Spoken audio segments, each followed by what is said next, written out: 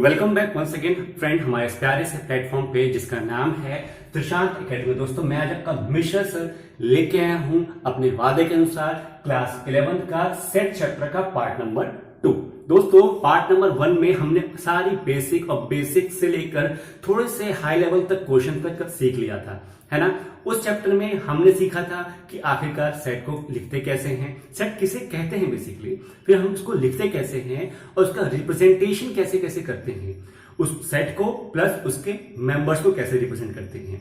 ठीक है दोस्तों, मैंने उसमें बताया था आपको कि जो हमारा सेट का मेंबर होता है वो उसको हम स्मॉल लेटर में लिखते हैं, है ना। और लेकिन जो सेट का नाम होता है, मुखिया कौन होता है, सेट का नाम, वो क्या होता है, कैपिटल लेटर में होता है।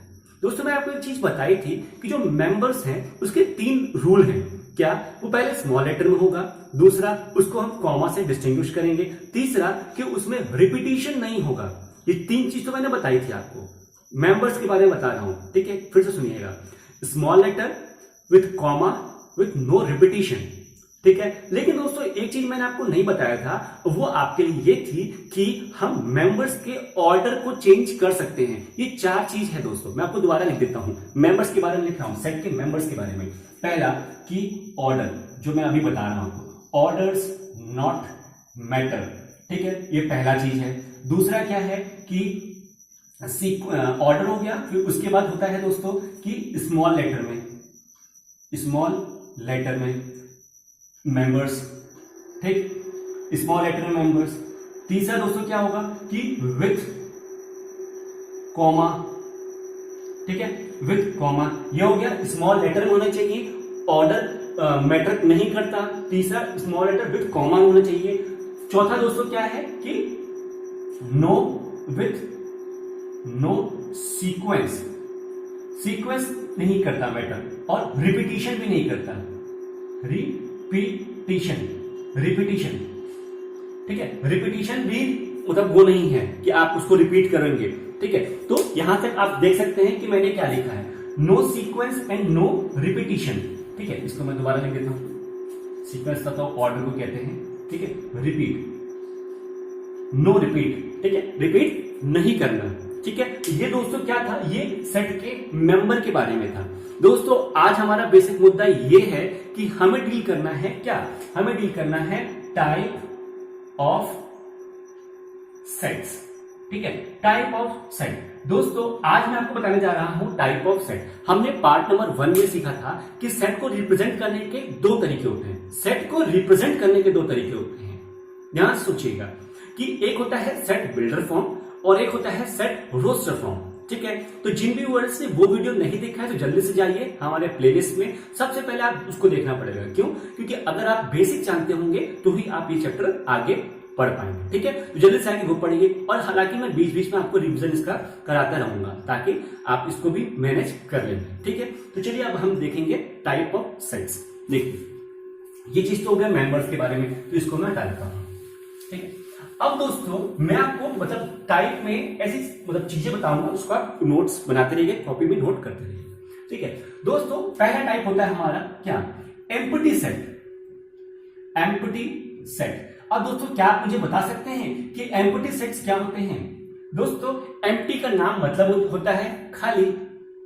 एम्प्टी का मतलब क्या होता है, खाली। अगर मैं कहूंगा कि you have a glass of water, आप बोलोगे नहीं, why, because the glass is empty. Glass में क्या है, कुछ नहीं है, ग्लास खाली है। तो दोस्तों जब कुछ नहीं होता, जब वो चीज खाली है, तो उसको हम कहेंगे एम्प्टी सेट। मींस दैट अब सेट में सेट एम्प्टी कैसे होगा, मींस दैट कि जो मैंने कर्ली ब्रैकेट बनाया है उसमें कुछ मत लिखो तो सेट एम्प्टी हो गया। मींस दैट अब देखिए इसके क्या है, when there is no member, जब कोई मेंबर नहीं है इन द सेट, तो सेट क्या होगा, एम्प्टी होगा। जब कोई सेट का मेंबर ही नहीं है तो सेट एम्प्टी होगा। अब उसको लिखते कैसे हैं दोस्तों, तो इसका एक सिंबल होता है, एम्प्टी सेट का एक सिंबल होता है, उसको कहते हैं हम फाई, यहां से आता है। ठीक है, एक सिंबल हो गया, उसको कहेंगे हम फाई, FI, फाई।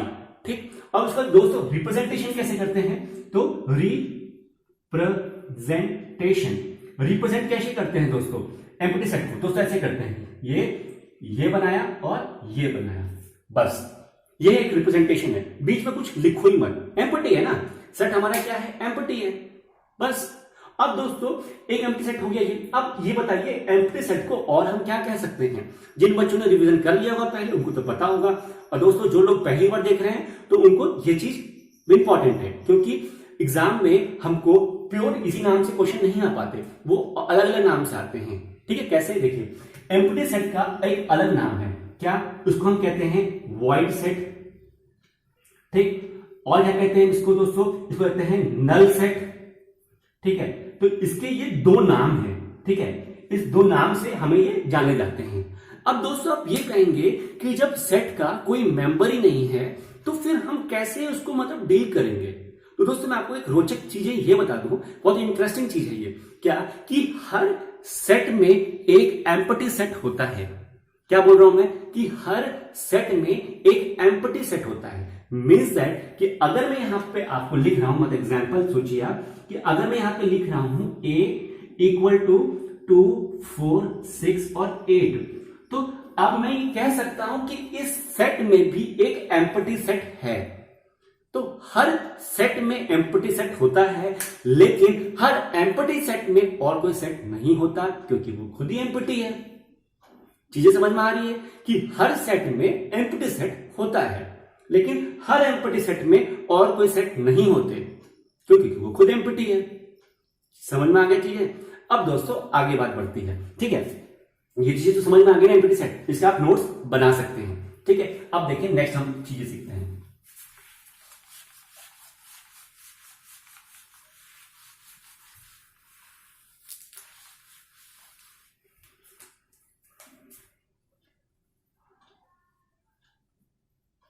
दोस्तों नेक्स्ट हमारा होता है फाइनाइट एंड इनफाइनाइट सेट। दोस्तों बहुत सारे बच्चों को तो अभी नाम से समझ में आ गया होगा कि यहां बोला है फाइनाइट और यहां बात की है इनफाइनाइट की। मीन्स दैट कि एक कुछ मतलब फाइनाइट मतलब कुछ फिक्स्ड वैल्यू है और इनफाइनाइट मतलब कुछ अनफिक्स्ड वैल्यू है, जिसको वैल्यू पता नहीं कितनी है ना, अननोन है कितनी है। तो दोस्तों ऐसे ही है सेट जिसमें कि जो मेंबर हैं, ठीक है, मेंबर्स हैं। इनफाइनाइट में क्या होता है, members are fixed, members are fixed. ठीक है, मतलब उनकी जो मेंबर्स की जो काउंटिंग है वो फिक्स्ड है, हमें पता है कि ये यही होंगे। ठीक है, और इनफाइनाइट में क्या होता है दोस्तों कि मेंबर्स आर नॉट फिक्स्ड। ठीक है, मेंबर फिक्स्ड नहीं है, तो क्या हो गया, वो इनफाइनाइट हो गया। इतना तो चीज क्लियर हो गया। मतलब जो सेट मैंने बनाया था, जैसे मैं लिखूं कि फॉर एग्जांपल देखिएगा, मैं एग्जांपल लिख रहा हूं यहां पे, यहां लिखूं मैं a equal to a such that a is all even number. ठीक, कर्ली ब्रैकेट बंद कर दिया। b such that b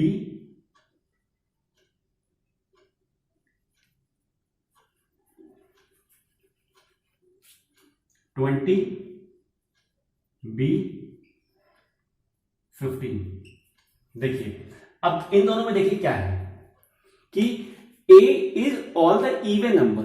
a क्या है, सारे इवन नंबर है। क्या आपको पता है a कहां से स्टार्ट हुआ है, आपको पता है क्या a कहां पे एंड हुआ है, नहीं पता ना। लेकिन हाँ आपको ये चीज पता है कि इवन नंबर किसे कहते हैं, इवन नंबर किसे कहते हैं, the number which is divisible by 2 and which is divisible by 2, है ना। तो 2 4 6 8, लेकिन वो कहां तक जाएंगे, हमें लिखा हुआ है ऑल द इवन नंबर्स, है ना, ऑल द इवन नंबर्स लिखा है ना, तो हमें ये नहीं पता दोस्तों। तो ये क्या हो गया, हमारे पास इनफाइनाइट सेट हो गया।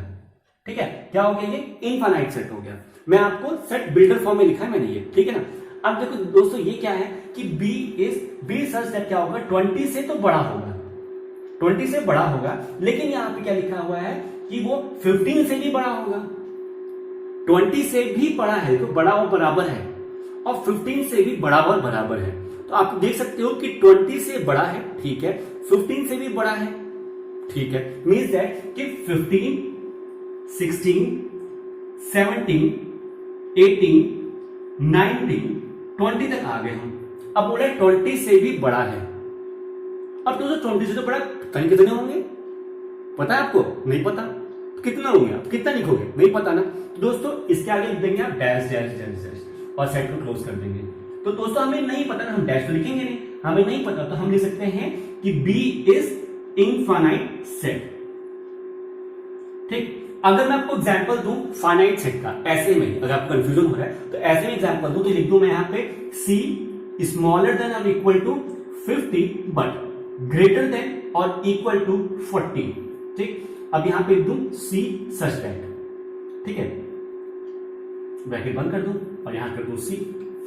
अब यहां से क्लियर है ना आपको कि सी क्या है? C equal to C such that, यहां पे ये नहीं आएगा, बस ये आएगा, ठीक है, सी सच दैट 50 से लेस है, 50 से क्या है? लेस है, लेकिन 40 से बड़ा है। तो 40 से बड़ा और बराबर कितने होते हैं? और जो कि 50 से कम हो 9 ही होंगे ना। मीन्स दैट 41 40 41 42 43 44 45 46 47 48 49 और लास्ट में इक्वल टू भी बोला है तो 50। तो आपके पास टोटल 10 मेंबर्स हो गए। तो आप समझ सकते हैं कब हमारा सेट फाइनाइट होगा, कब हमारा सेट इनफाइनाइट होगा। ठीक है, अगर वो सेट बिल्डर फॉर्म में दे तो भी और सेट रोस्टर फॉर्म में दे तो भी आप उसको जस्टिफाई कर सकते हैं। तो मीन्स आप समझ गए कि अगर कोई से भी सेट में हमारे जो मेंबर्स हैं उनकी जो पॉपुलेशंस है वो फाइनाइट हो, मीन्स दैट काउंटेबल हो, हम उसको काउंट कर सकते हैं, तब तो वो फाइनाइट हो गए। अगर हम उसको काउंट नहीं कर सकते तो वो क्या हो गए? इनफाइनाइट सेट हो गए। ठीक है, जिस क्लियर हो गई। अब मूव करते हैं हम थर्ड वैरायटी पे। देखिए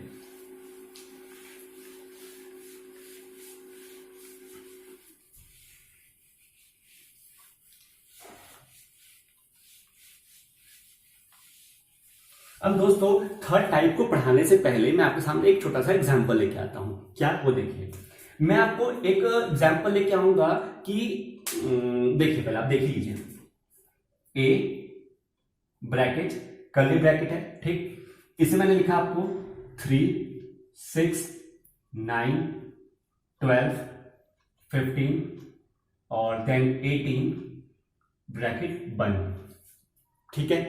बी, ठीक, B such that B is multiple of 3 less than 20 bracket बंद। अब देखिए मैंने क्या बोला, ध्यान से देखिएगा, ध्यान से इसको पढ़िए। देखिए ए क्या है? 3 6 9 12 15 18।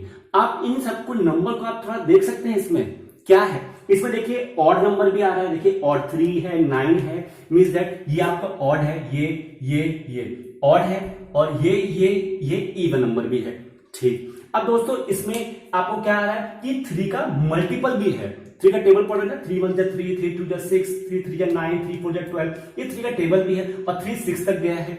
ये भी चीज क्लियर हो गई दोस्तों, हमने इसकी स्टडी तो कर ली, ठीक है। ये किसमें है? सेट टेबुलर फॉर्म में, रोस्टर फॉर्म में। अब हम जब सेट बी में आते हैं, सेट बी में हमने क्या देखा कि set B equal to B such that B is a multiple of 3 less than 20, means that 20 से कम है लेकिन वो मल्टीपल ऑफ 3 का है, ठीक है। मतलब हमने यहां देखा इसको मल्टीपल ऑफ 3 बोला है और लेस देन 20 बोला है, दो चीज है इसमें, ठीक है। मल्टीपल ऑफ 3 लेस देन 20, तो 20 से नीचे कितने मल्टीपल हो सकते हैं? 3 के। दोस्तों हमने ये चीज तो समझ गए कि ये फाइनाइट सेट है ना, इसके मेंबर फाइनाइट है, क्योंकि हमने एक वहां पे ब्लॉकेज लगा दिया, हमने एक बाधा बांध दिया कि 20 से तो कम होना चाहिए, तो एक हमको वहां पे ब्लॉकेज मिल गया, स्टॉपर मिल गया, ठीक है, तो फाइनाइट हो गया। दूसरा 20 से कम मीन्स दैट कि 3 1 3 से 3 6 9 12 15 फिर 18। तो दोस्तों आप देख सकते हैं कि जो यहां पे आएगा वही सेट हमारा आंसर यहां पे आ रहा है। मतलब मैं बताने का लॉजिक समझ रहे हैं, मैं क्यों एक चीज डिस्कस कर रहा हूं, मींस दैट एग्जाम में आपको कंफ्यूज कर सकता है। सेम चीज आपको सेट बिल्डर फॉर्म में देगा, सेम चीज आपको सेट रोस्टर फॉर्म में देगा। दोस्तों इस टाइप ऑफ सेट को हम क्या कहते हैं? इस टाइप ऑफ सेट को हम कहते हैं इक्वल सेट। समझ में आया आपको मैं क्यों आपको एग्जाम्पल लेके आया था? अब चीज समझ में आई दोस्तों? तो दोस्तों एग्जाम्पल से आप बहुत क्लियरली इमेजिन कर सकते हैं कि क्या हम पढ़ रहे हैं और क्यों पढ़ रहे हैं, ठीक है। तो इक्वल सेट कहां से आया दोस्तों कि इक्वल सेट वो सेट होता है जिसके मेंबर्स इक्वल हो। इक्वल सेट वो सेट होता है जिसके मेंबर्स इक्वल हो। अब दोस्तों इक्वल से ये मतलब नहीं हुआ कि जस्ट जैसे फॉर एग्जांपल अगर मैं इसको हटा के मैं यहाँ पे नेक्स्ट में 21 और 24 और 27 लिख दूं और ब्रैकेट बंद कर दूं, फिर मैं बोलूं कि क्या ये दोनों सेट इक्वल है। दोस्तों आप ये कहोगे कि हाँ लेस देन 20 तक तो ये चीज ठीक था, लेकिन इसके बाद 1 2 3 इसके कंसेक्यूटिव नेक्स्ट 3 नंबर जो हैं वो इस सेट में तो नहीं है, तो हम क्या इसको इक्वल सेट कहेंगे? तो हम उस टाइम इसको अनइक्वल सेट कहेंगे। अनइक्वल भले ही वो मल्टीपल ऑफ 3 तो है, एक कंडीशन सेटिस्फाइड कर रहा है, लेकिन क्या दूसरी कंडीशन सेटिस्फाई कर रहा है? नहीं। तो हमें सेट को इक्वल करने के लिए सारी कंडीशन को सेटिस्फाई करना जरूरी होता है। ठीक है, मैं ये तो कह सकता हूं कि हाँ मेरे जैसे एक और कोई लड़का यहां पे खड़ा हो जाएगा तो मैं कहूंगा नहीं वी बोथ आर बॉयज, हमारे पास सारी क्वालिटीज हैं बॉयज की, हम दोनों की सारी क्वालिटीज हैं। क्या इंटरनल क्वालिटीज हैं, मेंटल क्वालिटीज इक्वल हैं? नहीं। तो we are not both Mishra sir, हम दोनों मिश्रा सर नहीं हो सकते बाय इंटरनल बाय ब्रेन, लेकिन हाँ बाय फिजिकली बाय अगर मेरा ट्विंस खड़ा हो जाएगा तो हम फिजिकली इक्वल होंगे, लेकिन इंटरनल नहीं है। तो एक मैटर से तो हम चूक गए ना, तो इसलिए हमें इक्वल सेट को प्रूफ करने के लिए सारी कंडीशन को जैसे सेटिस्फाई करना होगा। चीज समझ में आई दोस्तों? तो फटाफट से मैं इसको हटा देता हूं और फटाफट से आप क्या कर लीजिए, इसको नोट डाउन कर लीजिए। ठीक है, अब दोस्तों हम नोट डाउन हो गया, अब मैं आगे बढ़ता हूं। अब जो आगे मैं बताने जा रहा हूं दोस्तों वो बहुत ही इंपॉर्टेंट है। ठीक है, क्यों इंपॉर्टेंट है उसका आप लॉजिक समझ सकते हैं। ठीक है, उसको मैं एग्जांपल लेके ही चलूंगा। कैसे? देखिए मैंने लिखा ए ब्रैकेट बंद। ठीक, अब ध्यान से देखिएगा 4 8 12 16 20 24 ब्रैकेट बंद। अब मैंने लिखा बी, ध्यान से देखिएगा, मैं जो बोलता जा रहा हूं उसको ध्यान से देखते जाइएगा। बी 4 8 बंद, सी 16 20 24। ठीक है, देखिए आपने देख लिया। अब यहां पे डी लो, आपके पास कितने सेट है? 1 2 3 4, 4 सेट हैं आपके पास। कितने सेट हैं दोस्तों? 4 हैं। मैं आपको एक्सप्लेन कर देता हूं, फिर आपसे मैं क्वेश्चन पूछूंगा। क्या?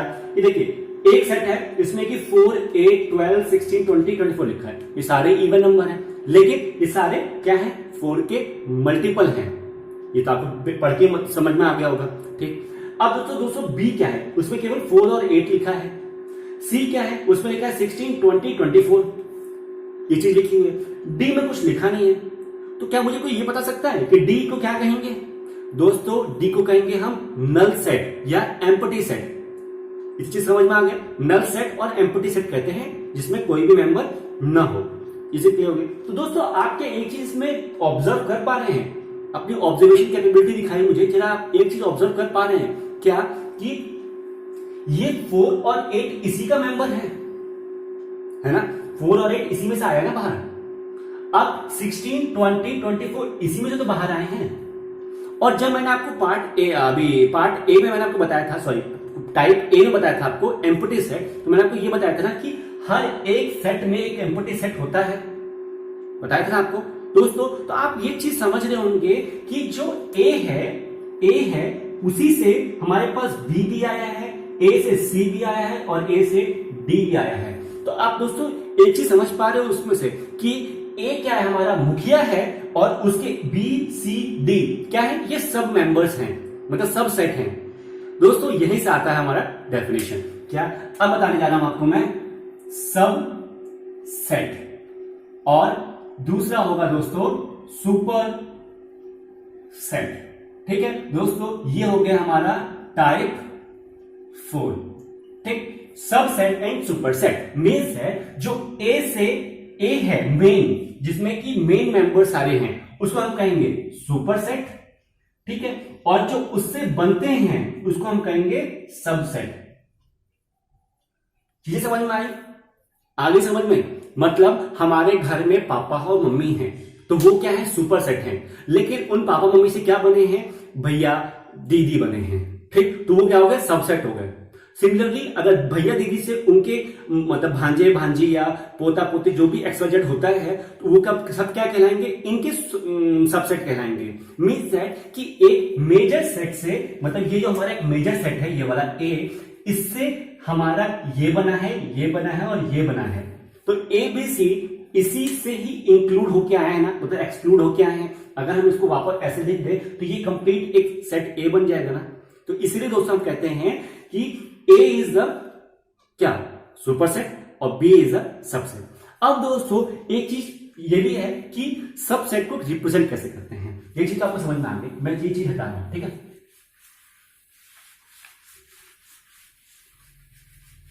दोस्तों आज आपने 4 बेसिक्स टाइप ऑफ सेट सीख लिया है। क्या, एम्प्टी सेट, फाइनाइट और इनफाइनाइट सेट, सबसेट और सुपरसेट। चलिए अब इसी वीडियो को हम लेते हैं। अब इस वीडियो से हमने बहुत कुछ सीख लिया है, ठीक है। अब हम नेक्स्ट वीडियो में बात करने वाले हैं सबसेट को कैसे रिप्रेजेंट करते हैं या किसी मेंबर को कैसे हम बोलते हैं। बिलोंग्स टू का क्या सिंबल होता है, सबसेट का क्या सिंबल्स होते हैं, ठीक है दोस्तों। तब तक के लिए टेक केयर, बाय बाय। मिलते हैं नेक्स्ट वीडियो में नए धमाकेदार सेशन। तब तक के लिए आप प्रैक्टिस कीजिए, रिवीजन कीजिए, कोई डाउट आता है जरूर आप पूछिए। Bye bye.